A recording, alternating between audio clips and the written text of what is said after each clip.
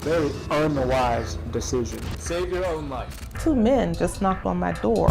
The fear in her voice. You can't keep ignoring me. You can't. The following stories tell the tale of three disturbed and terrifying stalkers who took their obsessions with their victims to the next level.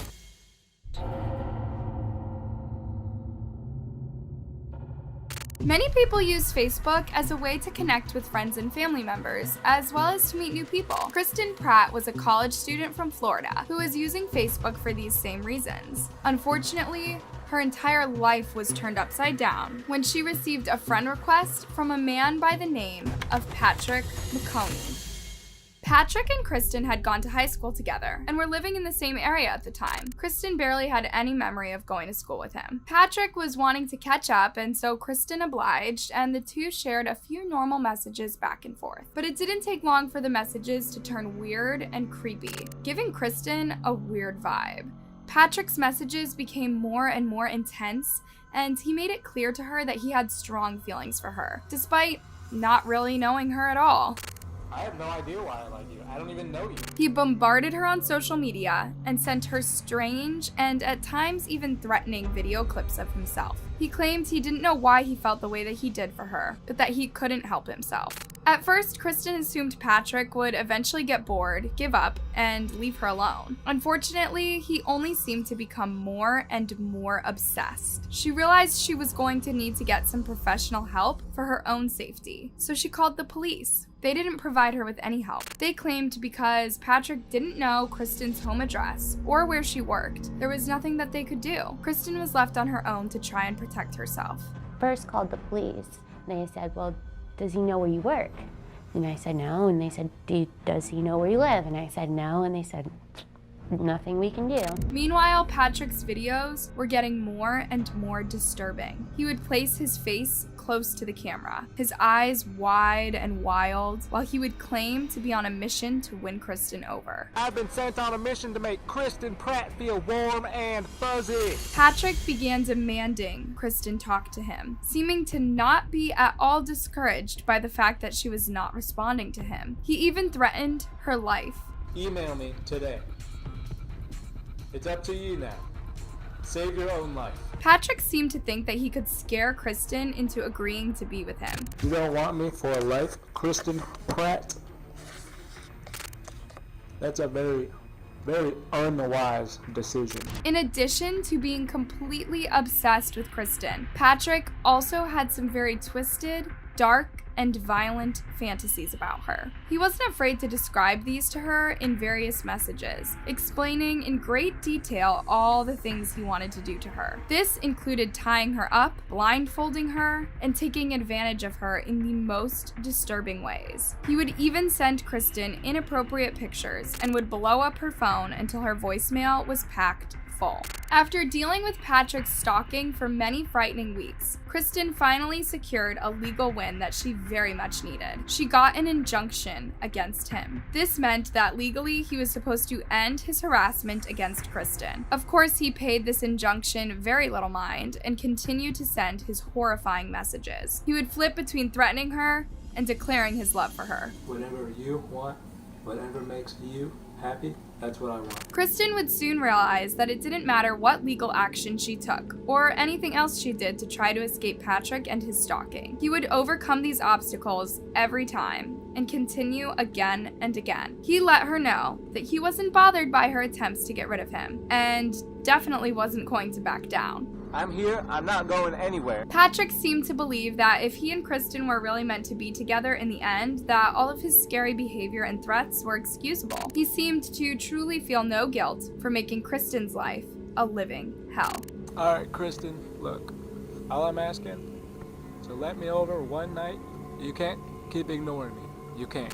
Things escalated even further when Patrick was able to track down where Kristen worked and began showing up outside. Kristen was terrified and at this point worried for her life. Realizing that Patrick wasn't going to back down and that the police weren't going to do anything to help her, she took matters into her own hands. She would begin drastically changing her appearance time and time again. She would dye her hair, cut it different lengths, and would wear sunglasses in hopes that she wouldn't be recognized. When she was asked how often she was changing her appearance, she replied, How often were you changing your look? Probably once every 2 months, maybe even more than that sometimes. Patrick had stolen so much of Kristen's life and all sense of normalcy. Every day when she would leave her home, she would wonder if that day would be her last, and if Patrick would finally make good on his word and end her life. She felt helpless and unable to take her life into her own hands. But finally, Kristen got the break she needed. A policeman named Officer Conway was on active patrol when he happened to spot Patrick acting suspiciously. He had a backpack and was sneaking around. On a hunch that Patrick was likely a car burglar, Officer Conway stopped and decided to investigate. He opened up Patrick's backpack, expecting to find items stolen from local vehicles. What he found instead was more disturbing than anything he could have anticipated. He found Patrick's camera, and on it were the countless disturbing clips that Patrick recorded and sent to Kristen in hopes of winning her over. The video clips were very upsetting to Officer Conway, and he knew he needed to look into the investigation further. It didn't take but one quick look into Patrick's background for the officer to find a wide variety of charges against him, many related to Kristen and his stalking her. There were countless police reports and lots of very harrowing information. After figuring out Kristen's contact information, she gave her a call and asked her to give her the whole story from start to finish. She did just that, and by the time she was finished, Officer Conway was convinced that Kristen was in very serious danger. He told her that she believed that Patrick would likely take her own life. She didn't disagree with that assessment and explained that this was what she had been trying to get the police to realize this whole time. That's what I've been trying to tell everybody, but nobody wants to help me. When Officer Conway presented the case to the state, they also agreed that if something was not done to protect her, Kristen's days were most likely numbered. At long last, Patrick was finally arrested. I want to apologize to her definitely for scarring her, he said, and I want to point out I never did any physical danger to her, Patrick said in court. He faced 19 charges of cyberstalking, which he pleaded guilty to, and was sentenced to 4 years behind bars. However, he would ultimately get released early and returned to the streets. Very shortly after Patrick's release from prison, he was interviewed by the local press. While a reporter tried to get to the bottom of why Patrick acted as he did, a very unsettling fact became clear. Patrick did not believe that he ever engaged in stalking. In fact, he didn't think he did anything wrong at all. I wasn't, because that would imply that someone was in danger. So that's why I would just say I was looking for someone. And other than that, I would say I was typing under the influence. That's what I call it. That's a TUI. Patrick was banned from using the internet and told he could never contact Kristen again. Unfortunately, Patrick's early release had solidified for Kristen the fact that she would never truly get the justice she deserved. She realized that from that point on, she would never live a normal life like everyone else. She would live in fear for the rest of her life. Today, Kristen is completely on edge wherever she goes. She is careful to alert a family member or friend whenever she goes somewhere by herself, and always parks as close to the building as she can manage. This is my life now, this is what you live with. Kristen was so in fear for her life that she decided to move to a whole new city. For obvious reasons, she didn't disclose the name of this new city. However, she did make it clear that she doesn't think that by moving away, it will truly mean she has escaped Patrick. She is plagued by the terrifying memories and will spend the rest of her life wondering if he's out in the shadows, just waiting for her.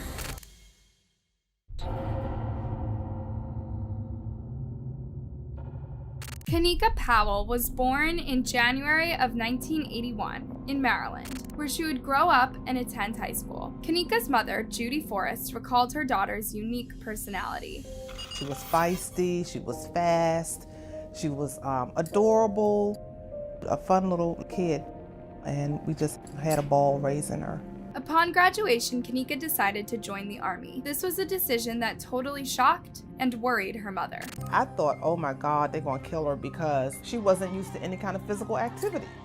But she was determined. Kanika's best friend, Ayanna Ball Ward, was also surprised by her decision. We had been friends since high school. And I was like, you gonna leave me and go to the military, She just looked at me and she said, Ayanna, I gotta do it. But Kanika followed through with her plan. After doing a tour in Korea, she returned back to the United States where she got a job at Johns Hopkins University Applied Physics Laboratory. While her job was related to security, what exactly she did at work was top secret. She wasn't allowed to talk to anybody about it, and even her own mom knew very little details. It had to do something with military. Like she would have to fly to California or she would have to go to Florida. But what she did there, I did not know. She couldn't tell me that. On August 23, 2008, Kanika was at home alone in her apartment in Prince George County, Maryland. There was a knock at the door around 7 p.m. and before opening the door, Kanika called out to ask who was there. Strangely, there was no response. When she peered through her peephole, she saw a man that she didn't recognize standing there. She asked him what he wanted and he claimed to be with the FBI and wanted to talk to her about an investigation. Despite the fact that the man knew her full name, Kanika was skeptical about his story. She didn't believe the FBI badge he presented her with looked authentic, so she asked him for a photo ID and a warrant. When the man was unable to provide either item, he simply walked away. Suspicious, Kanika walked to her bedroom and peered out the window. She could see the man continuing to walk away from her apartment. She thought she could hear another man's voice calling out to him to go the other way. Kanika called her mom and told her what had happened. It was a Saturday evening, I'll never forget. She called and said, Ma, these two men just knocked on my door saying that they were from the FBI. She said they called her by name. She said, I've already called FBI to find out if they had sent anybody. But the FBI claimed that the men were likely simply pretending to be from the FBI. Kanika was so scared by what happened that she no longer felt safe. She wrote an email to her family and friends in which she explained the details of what happened. This email was her way of letting them know to be on the lookout for any strange behavior. This is what she wrote. I just want to share with you the scariest thing that happened to me this weekend. Saturday evening around 7 p.m., a man was knocking at my door. As you all may know, I live alone, so I asked who he was, and he didn't answer. She began. She went on to write that the man claimed that he was looking for someone with her same name, something that greatly distressed her. When she told him that she wasn't going to let him in, he eventually left. She observed him from a window. I looked out my bedroom window and saw him walking. I also heard a voice telling him to walk in the opposite direction, she wrote. Kanika was now so concerned over her own safety that she found it difficult to sleep. To help ease her mind, she decided she was going to install a new security system in her apartment. I am now trying to get an alarm system installed in my apartment. I had one at my old apartment, but I just hadn't had it transferred over to my new one, she wrote in her email. Just 4 days after this initial interaction, Kanika received another knock at her door. According to Kanika's previous email that she had sent out, she had already alerted police about the suspicious incident from before. I called the local police as well to give them a description just in case someone is out there trying to take advantage of or harm single women. Pass this on, ladies. This is not a fake forward. This is me, Kanika, who knows who these guys are and what they are doing in what areas other than mine, she had written in the letter. This time the knock came at 7 p.m. When she looked through the peephole, she noticed it was not the same man that had come the other day. He said, "Are you Kanika Powell?" And she said yes. Kanika's mother recalled what her daughter told her about the incident. She asked him what he wanted, and he said he had a package for her. Suspicious, she didn't open the door. The man told her that he would get the package from his car and bring it to her, but when he disappeared, he never came back. The next morning, at around 7 a.m., there was yet another knock at Kanika's door. This person, yet again, claimed to have a package for her. She didn't answer the door, and the man eventually left. Kanika was so unsettled by the incident that she called her mother to let her know what had happened. She knew it would be very unlikely for a normal delivery person to be dropping off a package so early in the morning. She called me early, 7 or 7:30, and she said, someone knocked on my door again, saying they had a package for me. She said, it's 7:30 in the morning. Who delivers packages this early? When I look back on it, I could kind of hear the fear in her voice. Kanika was going to take a trip out of town for work, and she had a few errands she needed to take care of beforehand. She was too afraid to wait until after work to do her errands because she didn't want to be out and about alone after dark. She ended up just calling off of work that day and went out to finish all her errands before noon. Unfortunately, when Kanika returned home to her apartment late morning that day, a dark figure was waiting for her. Before she could even process what was happening, he shot her several times with a handgun before fleeing the scene. A neighbor heard the gunshots and called 911. When the police arrived, Kenneka was found lying unconscious on the ground near her apartment door. One of Kenneka's neighbors in the building heard gunshots and came out into the hallway and found Kenneka laying in front of her apartment door. She was rushed to the hospital, and doctors did everything they could to save her life. Meanwhile, Judy received the news that her daughter had been shot. She rushed quickly to be with Kenneka. When we got up to the hospital, she was in grave condition. That Thursday evening, they had run a brainwave test on her and saw that there was no brain activity. Unfortunately, it was too late, and she passed away the next day. When police first began their investigation, they didn't really know where to start looking. When they spoke with Kenneka's family, they learned that she didn't have any known enemies that would be out to hurt her. She didn't have a boyfriend and no bitter exes. Her keys and wallet had been found next to her after she had been shot, so it wasn't as if someone was trying to rob her. While some people close to Kenneka wondered if her death had some connection to her very secretive job, there ended up being more to the story. The investigation took a turn just 2.5 months later, as it began to focus on 31-year-old Sean Nicholas Green. He worked in tech support at the National Counter-Terrorism Center. He was single, close to his family, and lived a quiet life. He had no known enemies. That's why the community was shocked when on November 12th of 2008, he was shot to death while in his car, not far away from where Kenneka had lived. Sean would go to the gym every day around the same time and would use the same route. Because he was shot on the way to the gym, it led some people to believe he had been likely stalked enough for someone to recognize his daily routine. But this still didn't explain why anyone would have wanted to hurt him. One explanation could be that it was simply a random act of violence and nothing deeper, or perhaps he had been mistaken for someone else. Because both Kenneka and Sean were killed around the same time period, and both had top secret job responsibilities, some wondered if their deaths were connected. However, police found this to be unlikely because of the different styles of killings. For example, Sean's killer seemed to be more of a professional because they allegedly went to the effort to learn his routine. However, Kenneka's stalkers visited her multiple times before making their move. This increased their chances of getting recognized and apprehended. Unfortunately, no arrests were ever made in connection to either killing. People have a lot of theories regarding what could have happened. Some believe Kenneka was the victim of a serial killer. This theory is based on the fact that around the same time she was killed, a woman's body was located at the location of a house fire. Like Kenneka, she had been shot in the torso. Whoever shot her then set the house on fire. The woman was 46-year-old Vilma Butler. Whether or not these crimes were related is still not known, and justice has never been served. However, today, some online sleuths are trying to piece together clues and get to the bottom of this case.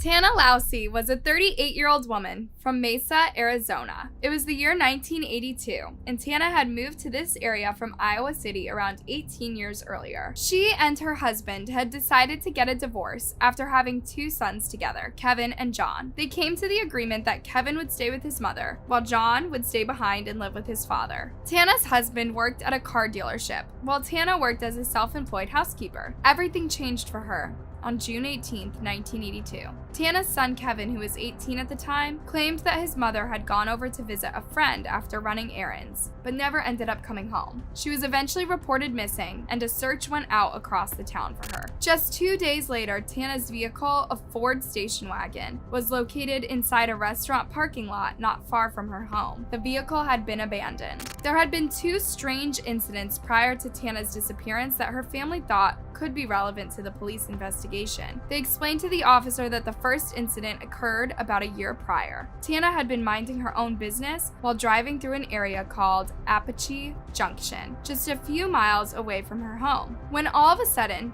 someone fired a gun at her. The bullet went through her passenger window and out the other side without injuring her. She didn't know who had shot her. The other incident occurred just a few months before Tana's disappearance. She had been at home when someone rang her doorbell. When she answered the door, she came face to face with a man who was dressed as a woman. The man carried mace, which he sprayed in her face. Tana managed to push the man out of her doorway, but not before he struck her several times, injuring her face. He then ran off into the distance. It definitely seemed as if someone had been out to get Tana and had some weird vendetta against her. Just around a month after Tana went missing, a group of hunters crossing through the desert stumbled upon clothed human remains. The body was badly decomposed and unrecognizable. However, through the use of dental records, it was determined that the body did in fact belong to Tana Lousy. She had been stabbed to death in the desert. There was no way to determine her time of death. While police didn't have any evidence that the prior two incidents had anything to do with Tana's ultimate demise, it certainly seemed that way. They believed that someone had been stalking Tana for a long time before finally taking her life.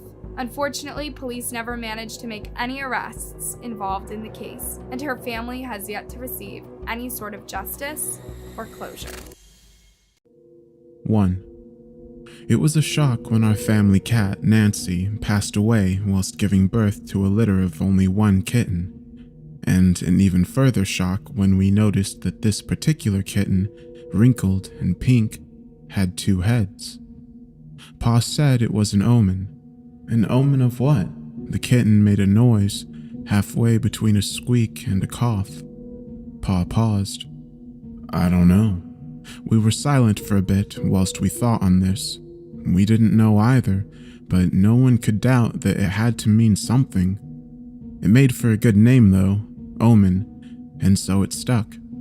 The vet told us Omen didn't have long for this world, said that animals with mutations like this rarely lasted more than a few weeks at best. He suggested we make a quick bit of cash and find a museum or a lab nearby to sell them to. 2 heads, 2 sets of genitals. He said Omen was a 5-figure paycheck waiting to happen. We refused. Omen was ours. In the end, Omen would end up outliving that vet, and part of me, even though I know it can't be true, believes that Omen always held a grudge against him for what he told us that morning. The vet made a joke in poor taste as we left. Might last a little longer, you never know, 9 lives and all. I remember our whole family watching the way Pa looked to Omen's 2 heads, and then back to the vet. 18, he corrected. 18 lives. 2. We spent the next few months hand-feeding Omen, both of their heads desperately hungry. Ma often joked that it was like they had 2 stomachs with the amount of milk they'd get through. We'd take turns to feed in the night, and even though I was much too young to be staying up that late, they could see how much this cat meant to me, and they'd give me an hour or 2 after dark. Omen had the most beautiful black coat, with sleek white socks, and a small cream spot, like a monk, on the top of their left head. The heads would sometimes chatter to each other in meek little meows when they were alone, as if comparing notes on their new body. Omen always ate better if they could sit in your lap, nestling their body in the folds of your legs, while both your hands would hold 2 small bottles for them to suckle from. Sometimes I'd sneak out of bed and sleep on the floor in Omen's room, only to be found and scolded by my parents when the morning came. But they didn't mind, really. Omen was our favorite. 3. On the morning before his first birthday, Omen brought in a 2-headed mouse, clamped in its right head's jaw. The thing was limp and made a soft pat when they dropped it onto the floor. I must have been 12 at the time, but I remember poking the mouse with a brush, turning it over to have a better look at each head. I was so absorbed in the rodent's strange biology, I completely ignored the sound of my ma and pa coming to stand behind me, hands on hips, watching me watch it. I think it's a message, Pa said. Ma made a noise. He's right. I think they're telling us they're not alone. Both of Omen's heads meowed in sync, as if to agree. 4. We went on holiday as a family, and as much as it pained us, we were unable to bring Omen. Omen knew something was up when they saw us putting our clothes in bags, and when we all left at once, and when they tried to sink their claws into our shoes to beg us not to go. But we had to, and we did. When we returned, sunburnt and at ease, we found that Omen had taken the time to smash every single clock in the house. 5. Omen would bring in all sorts of creatures, rodents, small birds, beetles it found interesting, frogs, toads, even fish every now and again. One evening in particular, the family were gathered around the TV, watching I can't remember what, when Omen strolled in, sat straight in front of the screen, and dropped the bottom half of a squirrel at its feet. The organs and intestines were hanging out, putrid and red, and we could see the way Omen's fur was matted around the mouth. He thinks we're hungry. He's trying to feed us, Pa said. Disgusting. Doesn't look half bad. If you're so hungry, you can clean it up. Omen watched with disappointment as Pa dropped the offering into the bin, though I didn't miss the whisper that followed. Sorry, Omen. 6. We lived in a big house, and family and friends would often cycle through, staying in various rooms when they encountered problems of their own, or just needed a roof over their head for a while. Our uncle came to stay with us during the last days of his life. There was no more modern medicine could do for him, and he told everyone he wanted to die with dignity. We obliged him. And so, for the last week of his life, Uncle lived as normal a life as he could, told stories until he grew too tired, never complained, and despite our protest, slipped Omen meat and fish under the dinner table. Around 24 hours before he died, Omen took up a vigil by his bedside. We'd been advised by the nurses that we should keep Omen away, that having a cat that close would only cause trouble, that you never know where your pet had been. But that day, Omen wouldn't budge. They hissed and bared their teeth whenever anybody made a motion to pick them up, and the whole thing quickly became more hassle than it was worth. It was clear Uncle was deteriorating, and we didn't want to disturb what could be his final moments. Omen lay on his stomach without moving for food or water all day. Both of their heads stood watch, making periodical sweeps of the room, examining the doorway. About an hour before he passed, Omen watched something, invisible to the rest of us, enter through the door and come to stand by my uncle's bed. Omen meowed softly, pleadingly. The sound grew and grew until eventually Omen went silent. 5 minutes later, whilst holding Ma's hand, Uncle nodded, as if greeting an old friend, and took his last breath. 7. Ma told us she was pregnant. In response, Omen sneezed twice, one for each head. 8. Ma had twins, and God, Omen loved those twins. From the moment they came home, Omen was all over them, transfixed by their angelic little faces, their impossibly thin wisps of hair, their laughs and their cries.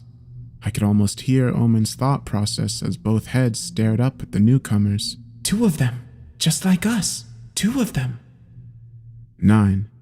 A local kid, who must have been roughly the same age as the twins at that point, say around 4, fell from the top of their garden wall and broke their skull on the concrete below. Our neighbors told us they found Omen at the scene, lapping at the pool of blood as if it was cream in a saucer. The broken child was taken to intensive care immediately. Despite the doctor's best efforts, the child didn't make it. Omen came home with blood matted in the fur around their mouths and turned their noses up at the dinner we'd prepared. They were full. 10. An old woman with matted hair and yellowed teeth came to the door. She said she'd seen our cat and she would pay good money to take them off our hands. She looked like a ghost dragged through a swamp. Her skin was so pale you could see the massive veins underneath contracting like small worms, and when she spoke, it made my skin hurt. She said they were touched by the devil. We told her they were ours, that they were family. She snarled and spat on our front door. "I'll see you soon," she said. 11. One night, I heard a noise from the kitchen. Upon investigating, I found that someone was banging against the door. I recognized the voice, the woman from the week before. She was hammering the door now with her fists frantically. She was saying, "Let me in," over and over and over again. I stood, paralyzed by fear. There was something about her that I didn't trust, that I couldn't trust. I'd seen the way she looked at Omen, like she wanted them for something. Then the noise spread out over the house, and I was aware of the windows on 3 separate sides of the room, and that through each window, as I turned, I could make out the same dark figure pounding against the glass, screeching. It was as if there were several of her, all silhouettes, all at once, begging and pleading to be let in, and the voice cracked and changed, grew hoarser, harsher, and before long she didn't sound much like a woman at all, but like something hungry and vicious. Pa eventually came down and found me hiding under the table. Omen was sat, facing the door, tail flicking from side to side. Pa said that in the following silence, he could hear their heads chattering away to one another. He said they sounded serious, concerned. 12. I was brushing my teeth the following week, just after my shower, when I heard some scratching at the door. I tried to ignore it. Sometimes Omen would do this, beg to be let in after you'd had a shower so they could drink the water around the drain, but Ma had said we had to stop Omen from their more unsavory habits in case we had guests. I kept the door firmly shut. Omen grew more and more persistent, raking their claws down the wood and meowing as if there was a fire. I could have sworn the door was shut, but in my reflection, behind me, I could make out the door start to open, slowly, fraction by fraction, and my hand stopped moving the brush, leaving it stuck in my mouth like a cocktail stick, when I saw a hand slowly emerge from the door in the reflection. A hand, and then a face I recognized. A gnarled and ancient face, all gums and loose skin. And I could see the woman slowly force her way into the room in the mirror, and falling backwards, it was all I could do to try and grab the door, slipping on the handle. The door flew open, in both real life and the reflection, and as I staggered back, I could see the woman now dead on, smiling, reaching out toward the surface, towards me, and my hand found something hard and heavy, and it was all I could do to throw it at the mirror. There was a crash, and the sound of falling glass, and the silence. It took me a while to absorb my surroundings, for the adrenaline to wear off. I had thrown my alarm clock, a heavy brass thing that was so loud it was impossible not to wake up. Omen was sat by the shattered clock, their 2 faces reflected endlessly in the dozens of mirror shards that covered the floor, blinking and preening themselves before stepping closer and pushing their forehead against mine. Just for a moment, I felt as if I'd touched something old and dark and so hot, and then Omen pulled away and let me clean up the mess. 13. The twins were followed home by a strange man in a long coat, with thin blonde hair that he'd carefully slicked back over his otherwise bald head. He made lewd gestures at them, which they could repeat but not understand, and said words that made Ma blush. Ma said she'd found the man by our gate, staring into Omen's eyes, all 4 of them, without blinking. Said that she told the man she'd call the police and that he should get off their property this instant, but the man stayed still and wouldn't take his eyes off Omen. He spoke strange words to himself under his breath, prayed. When the police came sometime later, the man was gone. 14. The strange man made local headlines, filling his pockets with rocks and throwing himself into the river. They said he'd finally lost it, that the weight of whatever he'd done had finally caught up to him. But I knew something happened that day. Omen had shown the man something in that moment. Shown the man something so real and terrifying he'd had no choice but to drown himself. And, as if to confirm my suspicions, Omen coughed up a wet, blonde hairball. 15. Omen discovered catnip and spent 3 days in a daze, like some sort of feline junkie, until Ma caught them staring at their own reflection. Embarrassed, Omen quit their newfound habit there and then. 16. Omen brought in the top half of a squirrel whilst we were watching TV. The twins laughed. Pa said, "Looks familiar." Ma said she felt something a little like deja vu. Try as we might, we couldn't place it. 17. Omen was sick in the night, and when we took him to the vet, he'd showed us his tattoo of a two-headed cat. "It's like yours, I'd never seen a real one," he said, feigning surprise. But the looks he shared with Omen made me think otherwise. 18. Omen spent their last 5 nights with each one of us. First Pa, then Ma, then the twins for 1 night each, and last of all, me. They slept by my side, purring like kindling whenever I'd tickle one of their chins. We both knew that their time was nearly up. They were getting old, and what had once been muscle and fat had quickly become skin and bone. Their eyes were not as sharp, and had developed a thin milky membrane. Sometimes one head would wake the other, and they'd spend a while bickering before they realized they were talking to themselves. Before they passed, they made one last slow circuit of the house, checking behind each door and under each bed, as if to say to us and to the twins, "See, you're safe now." We buried Omen under our favorite tree, in a little wooden box we filled with shredded newspaper. Just above the box, to commemorate Omen, we planted a single orchid. We thought that every time we looked out and saw the flower, we'd be reminded of our friend and protector. It was a surprise to none of us when, a month later, we saw 2 green buds rising from the soil.